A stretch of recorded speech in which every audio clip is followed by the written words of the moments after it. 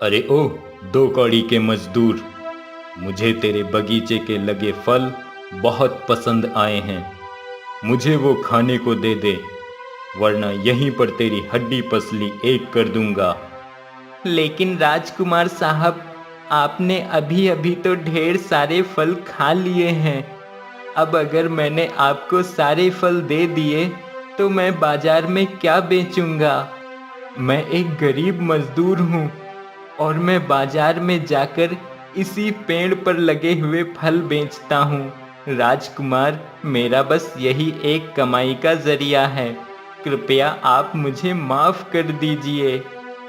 तेरी इतनी हिम्मत, तू मुझे फल देने से इनकार करेगा? सैनिकों, इसके इस पेड़ को ही काट दो। जाओ। लेकिन राजकुमार साहब, ऐसा करना उचित नहीं। अब तुम जैसे सैनिक मुझे ये बताएंगे कि क्या करना सही है और क्या करना गलत। जाओ और मेरे दिए हुए आदेश का पालन करो, मूर्ख कहीं के। नहीं राजकुमार साहब, ऐसा मत कीजिए, ऐसा मत कीजिए राजकुमार। ये पेड़ मेरे दादाजी की धरोहर है, इसे मत काटिए। मैं आपके सामने हाथ जोड़ता हूँ, मैं आपसे विनती करता हूँ राजकुमार। वह गरीब गिड़गिड़ाता रहा, लेकिन राजकुमार वीरेंद्र उस गरीब आदमी की एक नहीं सुनता और सैनिकों से कहकर उसका पेड़ कटवा देता है। मैं इस राज्य का होने वाला राजा हूँ और तूने मुझसे ही जुबान लड़ाई। देख लिया उसका अंजाम। गांव वालों, कान खोल कर सुन लो सब। मुझसे जो भी जुबान लड़ाएगा या कोई मेरी बात नहीं मानेगा, उसका भी यही हश्र होगा। इसका तो सिर्फ पेड़ ही कटा है। अब अगर किसी और ने मुझसे टकराने की हिम्मत की तो उसका अंजाम वो खुद भुगतेगा। और सैनिकों, सुन लो तुम लोग भी। खबरदार, अगर पिताजी को इस सब के बारे में भनक भी पड़ी तो, और अगर वो घोंचू गरीब आदमी पिताजी के पास मेरी शिकायत करने आया तो उसे उल्टे पांव दरबार के बाहर से ही लौटा देना, वरना तुम सैनिकों को भी हमेशा हमेशा के लिए राजमहल से बाहर निकलवा दूंगा। जी जी राजकुमार साहब। मनोहर भाई, रो मत। अब रोने से क्या होगा? पेड़ तो वापस नहीं आएगा, लेकिन तुम देखना, इस घमंडी राजकुमार को एक न एक दिन इसके किए कर्मों का फल जरूर मिलेगा।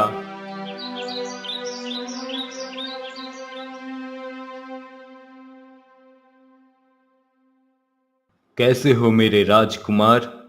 पिताजी, मैं तो बिल्कुल ठीक हूँ। बस सुबह की ताजी हवा खा रहा था। पर आप इतनी सुबह सुबह यहाँ पर? बेटे वीरेंद्र, मैं सोच रहा हूँ तुम अब राज्य के कामों के बारे में भी कुछ दिलचस्पी लो और जल्द से जल्द सीख लो कि एक राजा कैसे एक राज्य को संभालता है, कैसे अपनी प्रजा का ध्यान रखता है। इसलिए तुम आज मेरे साथ राज्य भ्रमण पर चलोगे। वैसे तो मैं सब समझता ही हूँ, लेकिन आप कह रहे हैं तो मैं आपके साथ जरूर चलूंगा। आखिरकार मुझे आपके जैसा ही काबिल राजा बनना है। अब राजा और उसका बेटा राज्य भ्रमण के लिए निकल पड़ते हैं। अरे छी, हट जाओ यहाँ से। तुम्हारे बदन से बू आ रही है और तुम्हारा हुलिया भी कितना घटिया है, मानो जैसे कितने दिनों से कूड़े में रह रहे हो। राजकुमार साहब, राजा साहब, मेरी मदद कीजिए। मुझे खाना दे दीजिए और रहने की जगह दे दीजिए, वरना मैं ऐसे ही दर दर भटक कर कहीं मर जाऊंगा। कई दिनों से भूखा प्यासा हूँ। राजमहल जाता हूँ तो राजमहल के बाहर से ही सैनिक मुझे भगा देते हैं। राजा साहब, आप तो मेरी पीड़ा समझिए। अरे हट जा यहाँ से, वरना पक्षी प्राणियों का शिकार करने की जगह तेरा ही शिकार कर दूंगा आज मैं। भिखारी कहीं का, निकल जा यहां से। राजकुमार वीरेंद्र सिंह घोड़े पर बैठे हुए उस भिखारी को एक लात मारकर गिरा देता है। राजकुमार वीरेंद्र, ये तुमने क्या किया? तुम इतने निर्दयी कैसे हो? क्या तुम्हें जरा भी दया नहीं आई इस भिखारी पर? ये तो बहुत गलत किया तुमने राजकुमार। पिताजी, मैंने जो भी किया है सही किया है। इन निर्लज्ज भिखारियों के साथ ऐसे ही पेश आना चाहिए। इनकी जगह यही है। नहीं राजकुमार, ये तुमने सही नहीं किया। तुमने आज मुझे बहुत निराश किया है।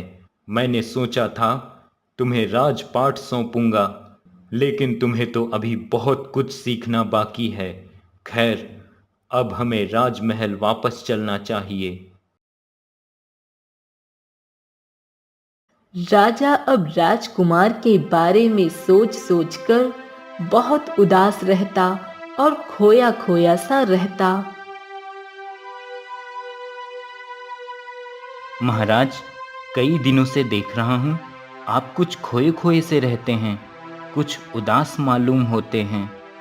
तभी राजा मंत्री को सारी बात बताता है और मंत्री राजा को एक उपाय बताता है। राजकुमार वीरेंद्र, जैसा कि तुम जानते हो कि तुम एक राजा बनने वाले हो, लेकिन राजा बनने से पहले तुम्हें एक अधूरा कार्य पूरा करना होगा। अधूरा कार्य? कैसा अधूरा कार्य पिताजी? बेटा, तुम्हें ढींगरा जंगल में जाना होगा। वहाँ एक सिद्ध महात्मा होंगे जिनसे तुम्हें आशीर्वाद लेना होगा। उसके बाद ही तुम्हारा राज तिलक हो सकेगा, वरना तुम राजा नहीं बन सकते। क्या? पर ऐसा क्यों? मुझे किसी महात्मा से आशीर्वाद लेने में कोई समस्या नहीं है, पर ये सब क्यों? बेटा, ये हमारी पुरानी परंपरा है। मेरे पिताजी ने भी उनसे आशीर्वाद लिया था और फिर उन्होंने मुझे भी उनके पास भेजा था, और अब तुम्हारी बारी है उनसे आशीर्वाद लेने की। ठीक है पिताजी, अगर ऐसी बात है तो मैं ढींगरा जंगल जरूर जाऊंगा। राजा के कहने पर अब राजकुमार वीरेंद्र ढींगरा जंगल की ओर निकल जाता है। तभी रास्ते में उसे एक बूढ़ा व्यक्ति मिलता है। बेटा, बेटा, मेरी मदद करो, मेरी मदद करो बेटा। ए बुढ़े, हट जा मेरे रास्ते से। पर बेटा, मेरी बात तो सुनो बेटा। मुझे कुछ नहीं सुनना, समझे? अब हट जाओ मेरे रास्ते से, भिखारी कहीं के। राजकुमार वीरेंद्र उस बुढ़े की बात नहीं सुनता और वहां से आगे की ओर निकल पड़ता है। यही है वो ढींगरा जंगल जहां वो महात्मा जी रहते हैं। पर वो कहाँ होंगे? मैं उन्हें कैसे ढूंढूं? सुबह से शाम हो गई मुझे यहाँ आते आते, और थकान भी बहुत हो रही है। मुझे लगता है अब मुझे यहीं थोड़ा आराम कर लेना चाहिए। फिर सुबह देखता हूँ वो महात्मा जी कहाँ मिलेंगे। अब राजकुमार वीरेंद्र एक पेड़ की छांव में सो जाता है।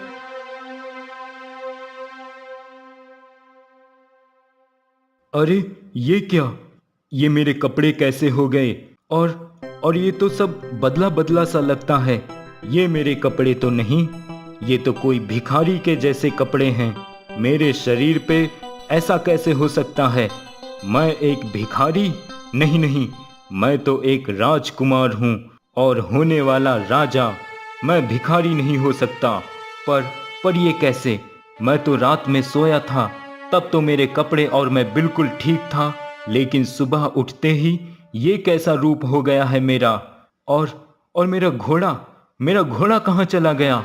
लगता है इस जंगल में जरूर कोई भूत प्रेत की आत्मा है जिसने मुझे भिखारी बना दिया है और मेरे घोड़े को भी गायब कर दिया है। मुझे यहाँ से जाना होगा। अब राजकुमार वीरेंद्र उस जंगल से वापस अपने महल में आ जाता है और जैसे ही वह महल के द्वार से अंदर जाने लगता है, तभी द्वारपाल उसे अंदर नहीं जाने देते। अरे अरे, ए भिखारी, कहाँ अंदर घुसे जा रहा है? चल निकल बाहर। ए द्वारपाल, तूने मुझे अंदर जाने से रोका, मुझसे ऊंची आवाज में बोला। तू जानता नहीं मैं कौन हूं? अरे अरे, अब तो भिखारियों को भी गुस्सा आता है। हाँ भाई, जानता हूं तू कौन है। तू एक भिखारी है और मैं तुझे अंदर नहीं जाने दूंगा। तभी दोनों द्वारपाल हंसने लगते हैं। अरे, अब क्या करूं? ये दोनों द्वारपाल तो मुझे एक भिखारी समझ रहे हैं और मुझे अंदर भी नहीं जाने दे रहे। मुझे इनसे अच्छे से बात करनी चाहिए ताकि ये मुझे अंदर जाने दें। द्वारपाल जी, कृपया आप मुझे अंदर जाने दें। मुझे महाराज ने ही आदेश देकर बुलवाया था, इसलिए मैं उनके ही आदेश पे उनसे मिलने आया हूँ। अगर आप मुझे नहीं जाने दे रहे तो कोई बात नहीं, मैं वापस चला जाता हूँ। और फिर जब महाराज मुझसे ना आने का कारण पूछेंगे तो मैं कह दूंगा कि मैं तो आया था, पर आप दोनों ने मुझे राजमहल के अंदर ही नहीं जाने दिया। अरे, ये तो कह रहा है इसे महाराज ने बुलाया था और इसको हमने नहीं जाने दिया तो ये सब महाराज को बता देगा। हाँ, तुम सही कह रहे हो, हम इसे अंदर जाने देते हैं। हाँ हाँ, जाने देते हैं। अब वह द्वारपाल राजकुमार वीरेंद्र को अंदर जाने की अनुमति दे देते हैं।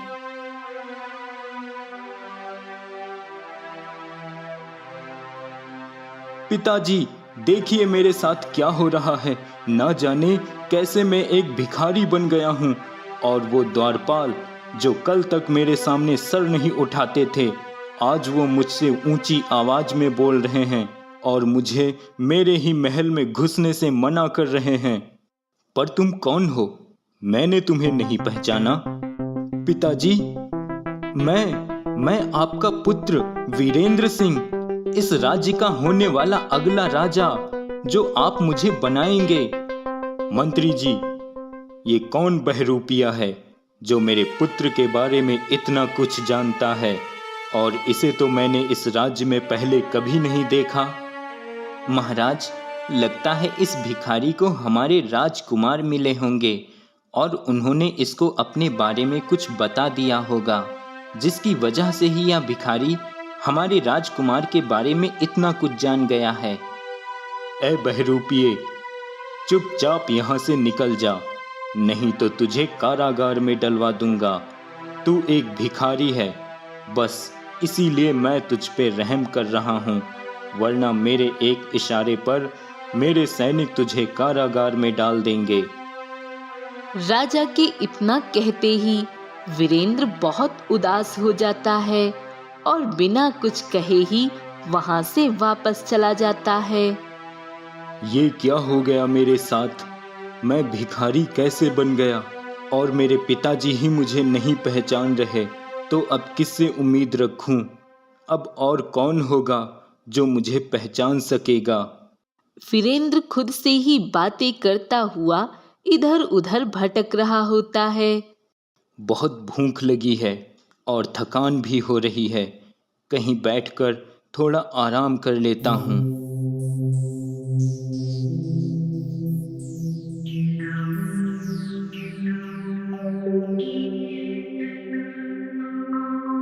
अरे अरे, एक और भिखारी देख लिया। लगता है आज मेरा काम होने वाला नहीं है। इन भिखारियों की शक्ल देख लेता हूँ तो सारे काम बिगड़ जाते हैं। पता नहीं ये भिखारी कहाँ से चले आते हैं। ए भिखारी, चल भाग यहाँ से, और कभी इस जगह पे मुझे दिखाई मत देना, समझे? सेठ, तुम मुझसे इस तरह बात नहीं कर सकते, मैं भिखारी नहीं हूँ। हाँ हाँ, तुम तो राजा हो इस राज्य के, भिखारी कहीं का। इतना कहकर वो सेठ वहां से चला जाता है। क्या करूं मैं, कैसे बताऊं सबको कि मैं भिखारी नहीं, मैं एक राजकुमार हूं, पर मेरी बात कोई मानता ही नहीं। लगता है अब मुझे भिखारी बनकर ही रहना पड़ेगा। पर अब मैं बहुत भूखा भी हूं, मैंने कल से कुछ नहीं खाया है, कुछ खाने का इंतजाम करना होगा। वीरेंद्र अब कुछ खाने की तलाश में निकल जाता है कि तभी एक औरत वहां से निकल रही होती है। छी छी, ये भिखारी कहाँ से अचानक सामने आ गया? कितनी बदबू आ रही है इस भिखारी के पास से। ए भिखारी, हट मेरे रास्ते से, न जाने कहाँ से आ जाते हैं। उस औरत की बात सुनकर वीरेंद्र को अब बहुत दुख होता है और वह सोच में पड़ जाता है। शायद ये सब मेरे कर्मों का फल मिल रहा है मुझे।